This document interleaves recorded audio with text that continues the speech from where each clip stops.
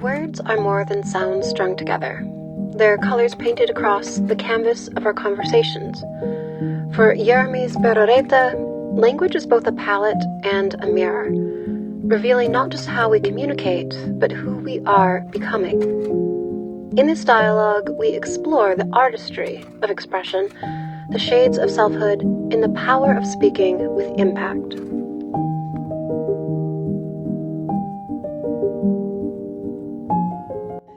Thank you so much, Yrmis Barroeta, for joining me here on AwareNow to share the space and to share your story. Thank you so much. It's such an honor to be here with you. Thank you for having me. Absolutely. Let's go back to the beginning of you and me, because you and I first met in New York at the Creativity Conference. We were both featured speakers, and now here we are about to do some speaking about speaking. So, first question for you. What is it about speaking itself, the act of sharing voice in a room, that speaks to you the most? This is a very interesting question. Speaking is my favorite delivery system to give at scale.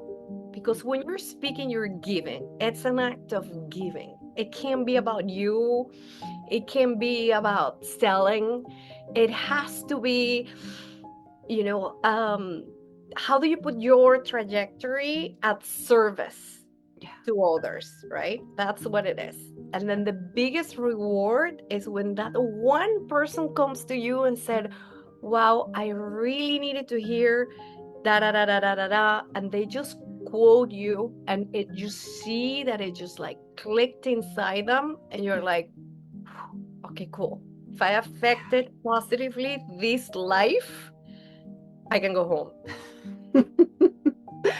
I love that. And I love how you talk about, speaking of being something, an act of service as a gift that you're giving. Before we dive into the deep end of words and colors, I'd love for readers who may not know you yet to hear who you are in your own voice. And I'm not talking about a resume version, but the human one. Who is Yrmis? Yrmis is a Venezuelan that came here more years. I already have more years in the US than I had in Venezuela. So I feel that I'm not from there, not from here, but a mix. A mom, a problem solver. Everything I do is from the angle of, okay, if we have a problem, how do we solve it? Because I'm a eternal positive optimist, almost to a fault. And I'm a lifelong learner. I believe we can learn anything that we want. And I'm someone that can care less about status, but how I feel next morning. And that's what have driven my life, my decisions in my life. Well, I love everything about you and what you just shared and what you just said. You once told me something that stopped me in my tracks. You said that when you speak English, you can only use primary colors. But in Spanish, you have access to all these tones and hues and secondary and tertiary shades of color. Can you take us just deeper into that metaphor? What does it feel like inside you to speak in shades or to be limited to primary colors? Well, for me, communication is everything. I think if you ask my 8-year-old, like, what mommy repeats all the time is that communicate, communicate, communicate, communicate, communicate. I believe communication is first foundation for absolutely everything in life, because everything in life comes to people. And people comes with relations, and relationships are about communications.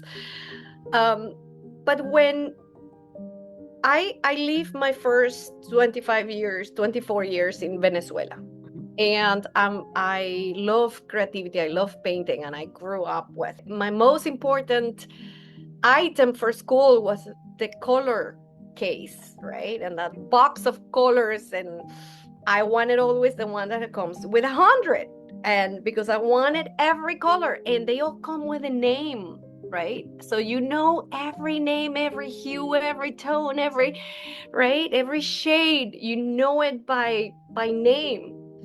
And when we communicate, it's the same, right? Because the undertones of the colors are the irony, the warmth, the music, the mischief, right, that you have when you, that changes everything in communication.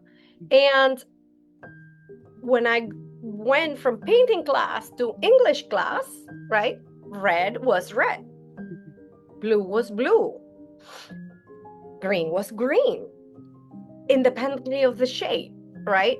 My whole color box got limited to the primary wheel. And when I come to the United States and I start speaking, and obviously I love speaking and communicating, right? This is like who I am. I'm like, wow, I'm extremely limited. And then I went to fashion school. And that's when I realized, like, oh, in English, the colors also have names. Like my box, I just don't know the names. I didn't know what teal was, or state blue, right? Slate blue. No, state or slate. Yeah, I still don't know them well. I think there might be both. I still don't know them very well. But that's how I feel when I speak. Sometimes I need to put so much thought into what I'm gonna say, right? And it comes especially important when you have to deliver a hard truth. Yeah. Because when you're gonna say something good, everybody's like ready to receive something good, right? And you can be very short.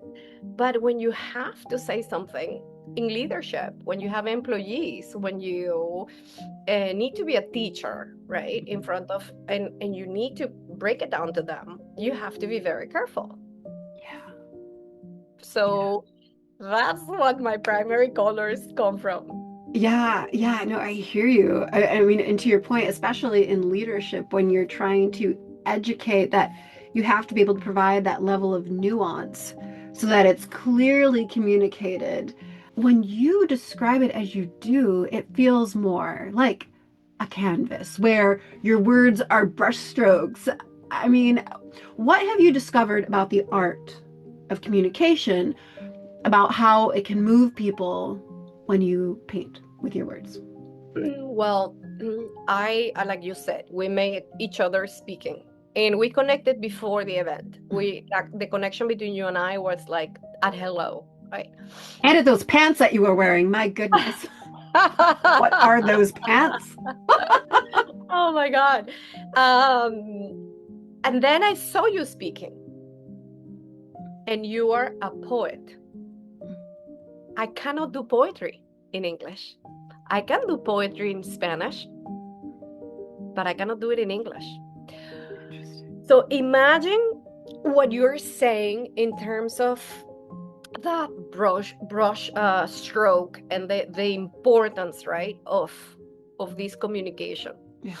When you're a poet, you get beyond the ears, you get to the heart, right? Like, you don't listen with your ears anymore. You listen with different part of your body, your cells, right? Like when you hear someone that moves you, you get goosebumps. Your ears don't move. Well, I move my ears. I'm probably one of the very few people that can move my ears, but words don't move my ears. Like, no, they move my cells, my heart. Again, no, like colors have values. They go from light to dark. Same with communication, is our emotional weight, right? is how do we get to that through that person? Is with those chosen words that have a special effect, that create the connection. It's what people say, the difference of hearing versus listening, right? Yeah. So yeah, that's where I see communication as a canvas, and how important it is to choose a word. Yeah, the weight of words, for sure. It's, so let's switch gears a little bit, because you have had multiple career tracks: health and wellness, fashion, food, education. From the outside, someone might look in and say that you've reinvented yourself each of these times, but you've shared with me that it's not a reinvention as much as it is an expansion. It's becoming another version of your same whole self, not something completely different. Would you mind to speak to that? When you shared with me the other day, it just really hit. Yeah, it's an interesting concept because a lot of people, all of us, get trained to have a linear career path, right? You have to choose what you have to choose, whether you're an engineer, whether you are a designer, whether you are a doctor, and that's going to be your career path, right? You commit to it and you go through, and 25 years later, 30 years later, you come out as, the successful version of you. And I didn't approach my life that way. I'm in a good way, not in a bad way. I'm multi-passionate because I've understood that passion comes where your interest is. What's of interest to you? And I've approached my career through problem solving. And I've said, okay, I see a problem here I care too much about. And if I put my head into it, I'm going to find a solution to it. And I do it. And when I put my head into it and I want to solve that problem, I'm passionate about it. And because I'm a lifelong learner, I'm not afraid of learning what I have to learn. And I've always understood that I can't, and I need, and I will surround myself with people that know more than me and help me. So when people see that and see all my companies in all different industries, they ask me, wow, or they tell me, right? You're so good at reinventing yourself. But that concept to me is extremely overwhelming.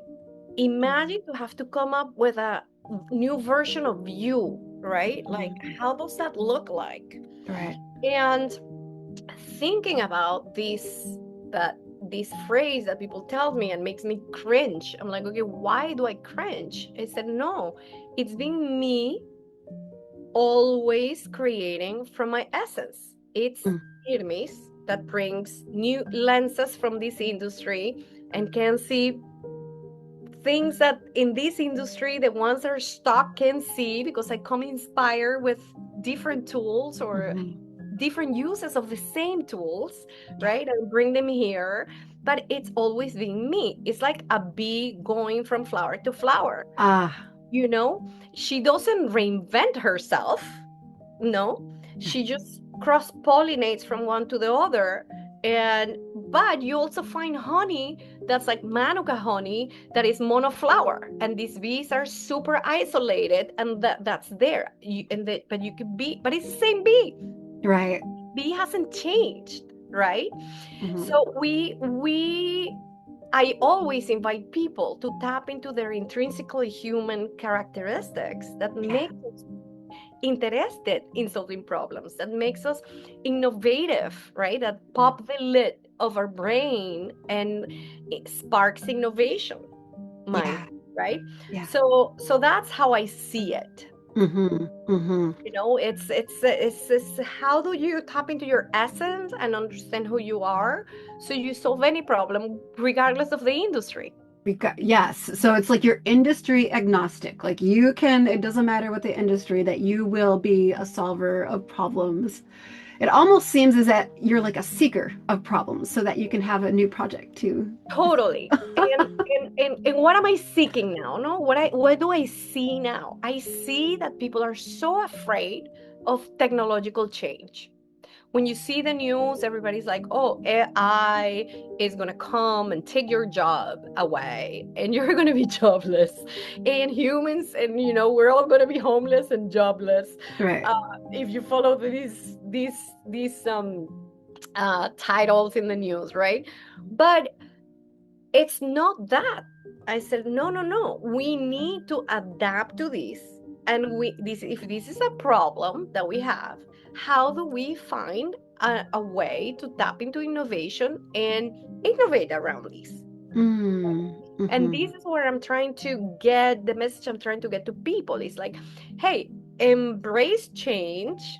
Let's adapt to the circumstance and find an innovative solution around this so that you don't Yeah. lose your job and you create something new. Yeah. We are more than ever in a moment where we need to create our next version, right? Mm-hmm. Okay, Yeah. we are facing a systemic global problem. It's a challenge. I don't like to call it this specifically. It's for me, it's a challenge. It's like, okay, what do we create to embrace this and we Mm-hmm. fix our job, Mm-hmm. Yeah. right? Yeah. 100%. Mm. Um, going back to your bee metaphor there, can I just call you Queen Bee from now on? Can I just call you that or something to that? That's going to be I'm changing your name in my phone. It's going to say Queen Bee. I love it. Well, I grew up in wildlife. I grew up in a very, very rare circumstance, exposed to extreme wildlife, and I've always said that I was the black sheep. Uh-huh. Uh, I'll tell you why. But now that you're calling me the queen bee and I have this pollination, I love it. I might just use it in my keynote because the bee is the foundation for everything, Yes. right? We need to protect the bees. The bees are so little, Mm-hmm. yet so important. Yeah. So I like it. You Yeah. can call me queen bee. It's an honor. Oh my goodness. So let's close today this way. If someone is hearing all of this and going back to the speaking component of all of this, they feel muted, like they're stuck speaking in these primary shades when they're just longing for a variety of colors and hues and tones, but can't seem to find them. What would you tell them? What's the first stroke they can take toward a fuller, truer expression of who they are? You mentioned a moment ago that tapping into that essence. If someone feels disconnected from that, what's your advice, Yrmis? How do they find it? This is a very good question. They need to tap into their 3-year-old self.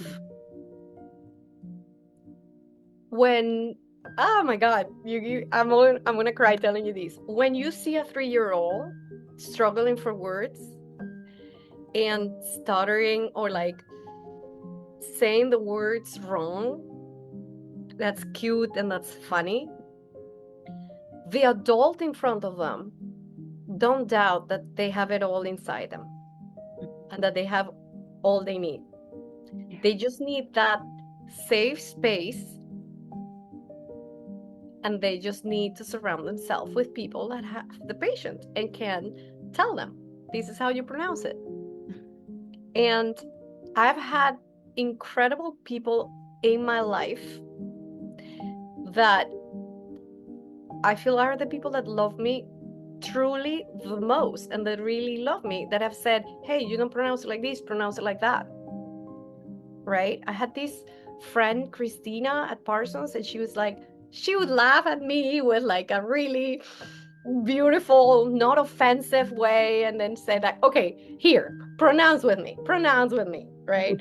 And she helped me so much.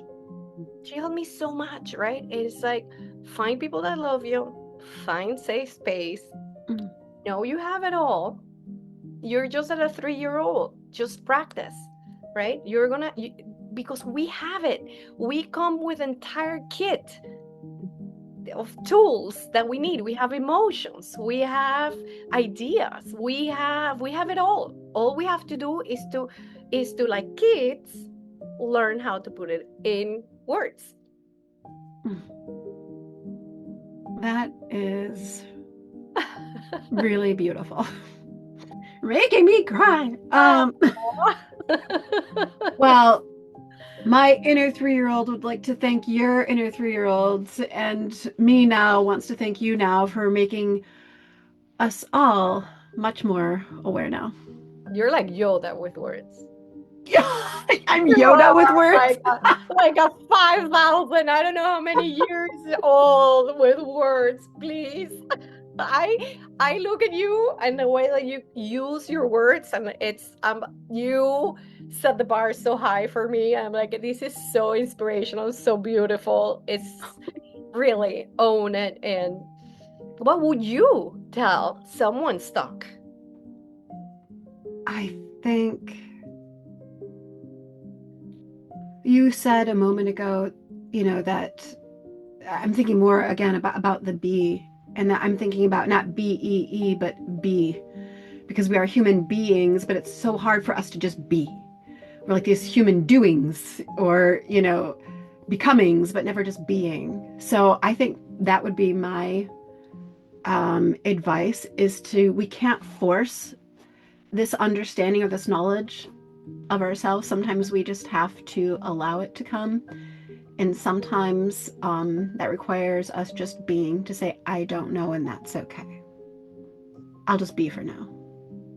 And we'll figure it out when we do, right? Maybe I that's it. love it. I love it because it builds up on what I'm saying, right? You have it all. So just be.